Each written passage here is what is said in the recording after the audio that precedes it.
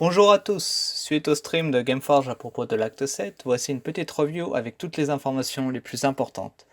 D'abord, l'acte 7.1 sortira en décembre obligatoirement. Je précise .1 car ils ont dit qu'il sera en deux parties et que la deuxième partie sortira en 2020 apparemment.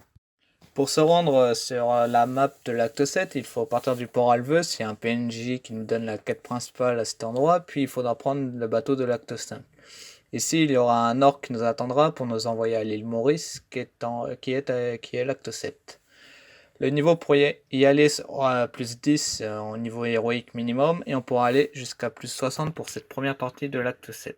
Avant de parler plus en détail de l'acte 7, au niveau de l'acte 6, le niveau il sera baissé au niveau 85 pour y entrer au lieu de niveau 88. Il y aura beaucoup plus de monstres et leurs niveaux seront réduits de 5, donc ils seront plus faciles à tuer, mais l'expérience gagnée sera toujours la même. Cependant, l'acte 7 il donnera plus d'XP, mais il sera plus difficile, et évidemment on perdra toujours de l'XP si on meurt. Pour l'acte 7, il y aura une nouvelle quête principale composée de 140 sous-quêtes, si j'ai bien compris, plus de 45 quêtes journalières, et toutes celles-ci elles donneront de l'XP héroïque, du coup ça sera pas mal pour pouvoir up plus rapidement et plus facilement. La quête principale elle donnera aussi un nouveau titre qui augmente toutes les attaques de 1%, ainsi qu'un osmate qui ressemble un peu à un poulet, à peu près. Il y aura aussi 17 nouvelles cartes, 10 espaces-temps, 40 nouveaux orques qui seront des PNJ et 50 nouveaux monstres et boss. Les nouveaux monstres, ils auront tous des éléments différents, que ce soit feu, eau, lumière obscure ou neutre. Et ils dropperont des nouveaux items ainsi que les sauts de raid. Les sauts de raid, ils sont droppables sur les monstres et aussi sur des mini-versions des boss qui sont dans les espaces-temps. Il y aura certains monstres qui invoqueront des mini-monstres aussi, mais tout comme les nouvelles armures héroïques permettront aussi d'invoquer des grands monstres qui nous aideront à taper les monstres ennemis. Et l'acte 7 aura à peu près la même taille que l'acte 6.1 apparemment, de ce qu'ils ont dit, mais ils sont pas trop sûrs.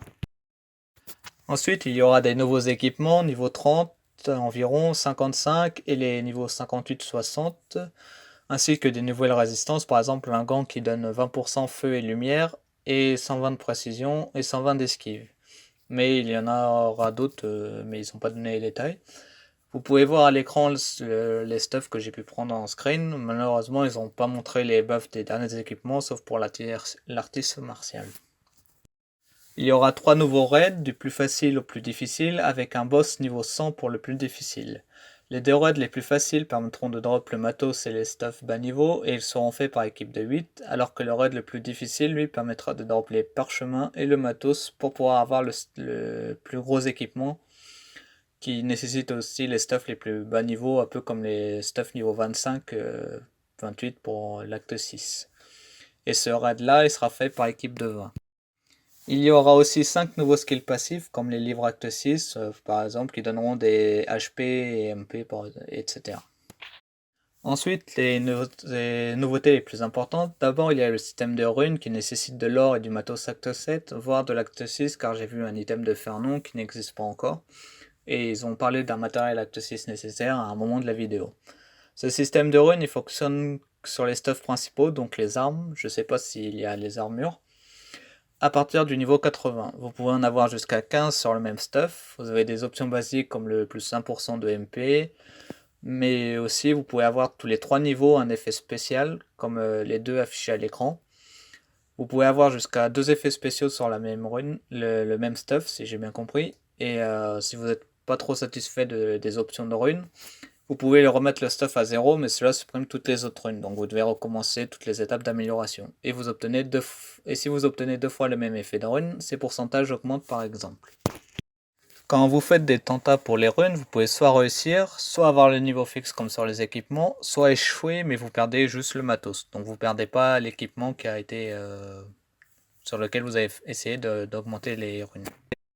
Le deuxième nouveau système, c'est les tatouages. Ce sont des skills actifs que vous pouvez utiliser avec et sans SP et qui peuvent vous fournir un buff, comme par exemple. Vous pouvez avoir juste 2 tatous maximum en même temps, comme vous pouvez le voir sur le screen, et vous pouvez l'up jusqu'à 9 fois pour augmenter ce pourcentage. Par exemple, il est passé de 10% de défense à 11% de défense. Cette fois, pour les tentats, vous pouvez soit réussir, soit un échec majeur qui fait baisser de 1 le niveau, du coup vous passez de plus 2 à plus 1 par exemple, soit un échec et vous perdez de nouveau juste le matos. Ils ont aussi dit qu'ils posteront des guides sur les nouveaux systèmes avant la sortie de l'acte 7. Et en dehors de l'acte 7, voici les news les plus importantes. D'abord, il y aura apparemment un rééquilibrage des classes en début d'année 2020, si j'ai bien compris. Au niveau de la fusion des serveurs, ils ont dit qu'ils ne pouvaient pas le faire pour l'instant sans supprimer une des deux langues et la localisation du serveur, mais ils cherchent des solutions de ce que j'ai cru comprendre. Pendant le stream, ils ont aussi distribué donc des codes dont le premier est visible sur l'écran. Et il y en aura un deuxième qui sera disponible sur les réseaux sociaux un peu plus tard. Et pendant le stream, il y a aussi eu des tirages au sort directement pour gagner des Nosmat inédits, par exemple un Seedle. Et ils ont dit des sortes de diablotins, je crois. Et aussi un ensemble tropical qui va bien avec l'acte 7, vu les décors qui sont présents. Sur ce, c'est la fin de cette vidéo. J'espère que vous avez aimé cette vidéo commentée qui est une review de ce stream de Gameforge. Et à la prochaine pour une nouvelle vidéo. En attendant que l'acte 7 sorte en décembre.